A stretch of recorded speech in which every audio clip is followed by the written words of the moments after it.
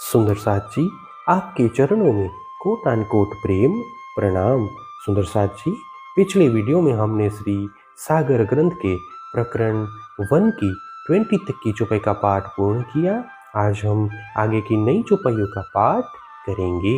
सुंदर साथ जी, अगर आपको यह वीडियो अच्छा लगे तो प्लीज़ लाइक करें और जो भी सुंदर साथ आपके साथ जुड़े हुए हो उन सबको भी यह वीडियो अवश्य शेयर कर दें।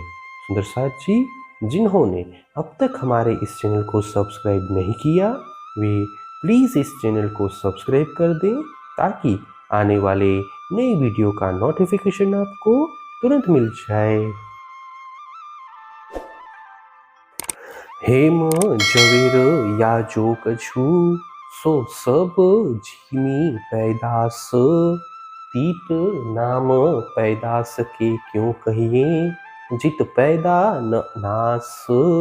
स्वर्ण रत्न या अन्य जो कुछ है वे सभी इसी भूमि में उत्पन्न होते हैं। जब परमधाम में कोई वस्तु उत्पन्न ही नहीं होती तो फिर उसके नष्ट होने का कोई प्रश्न ही नहीं उठता। थंभ और चीज न आवे शब्द में कर मोमिन देखो सहूर। अरस बानी देख विचारिए तब हृदय होए जहूर। इसीलिए परमधाम के स्तंभ तथा अन्य सामग्री शब्दों के द्वारा व्यक्त नहीं होती। ब्रह्म आत्माएं इस पर विवेक पूर्वक विचार कर सकती हैं। परमधाम की इस वाणी पर विचार कर देखेंगे तभी हृदय प्रकाशित होगा। नाम निमुना इत झूठ है तो भी तिन पर होत साबूत। जोत झूठी देख नासूत की अधिक है मलकूत। सो मलकुत पैदा फना पल में कई करत खावंद जबरूत। सो रोशनी निमुना देख की पीछे देखो अरस लाहुत। यद्यपि इस नश्वर संसार के नाम तथा उदाहरण अनित्य है तथापि परमधाम की नित्य वस्तुओं के लिए इनका उदाहरण देना पड़ता है। इस नश्वर जगत की अनित्य ज्योति को देखकर वैकुंठ के अधिक प्रकाश की कल्पना की जा सकती है। अक्षरधाम के स्वामी अक्षर ब्रह्म ऐसे अनेक वैकुंठ लोकों को पल में बनाकर मिटा सकते हैं। इसीलिए नश्वर जगत नगत वैकुंठ तथा अक्षरधाम के प्रकाश को देखकर दिव्य परमधाम के अलौकिक प्रकाश का अनुभव करना चाहिए। इन विध सहुर जो कीजिए कछु तब आवे रूह लजत। और भांत निमुना ना बने ये तो अरस अजीम खिलवत। जब इस प्रकार चिंतन करने लगोगे तब आत्मा को थोड़ी सी आनंद की अनुभूति हो सकेगी। अन्यथा परमधाम के एकांत स्थल मूल मिलावे के लिए दूसरे उदाहरण का कोई विकल्प भी तो नहीं है। आगू नूर मकान की कंकरी देखत ना कोट सूर।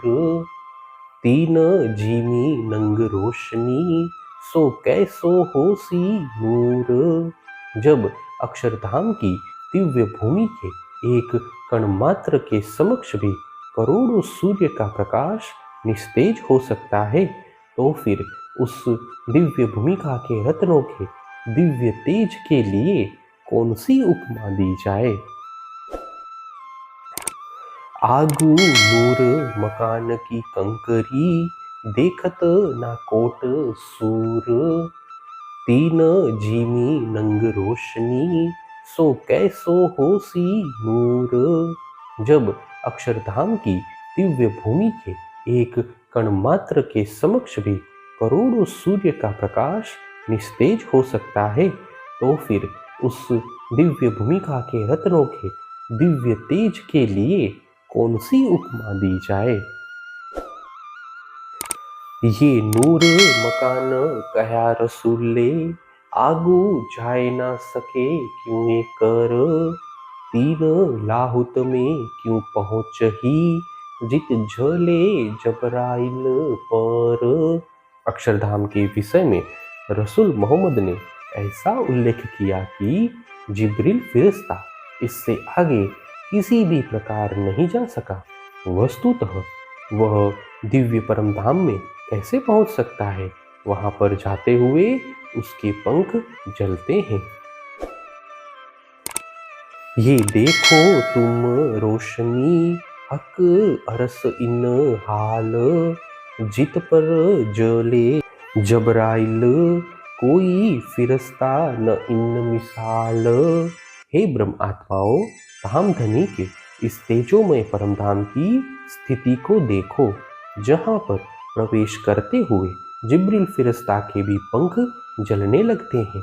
यद्यपि इसके समान अन्य कोई देवदूत नहीं है।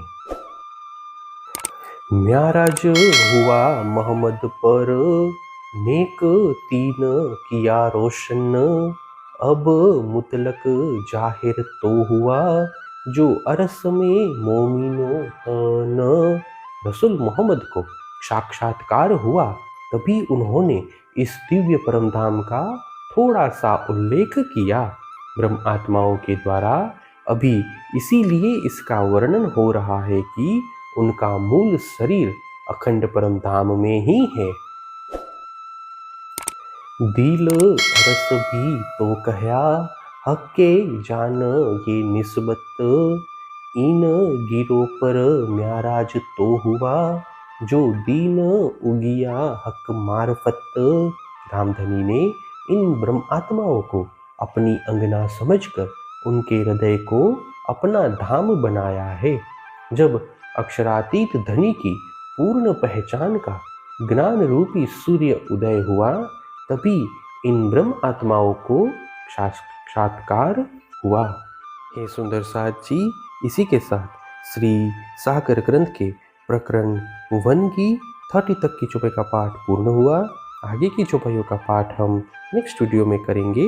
सुंदर साथ जी, अगर आपको यह वीडियो अच्छा लगा तो प्लीज़ लाइक, शेयर और सब्सक्राइब अवश्य कर दें।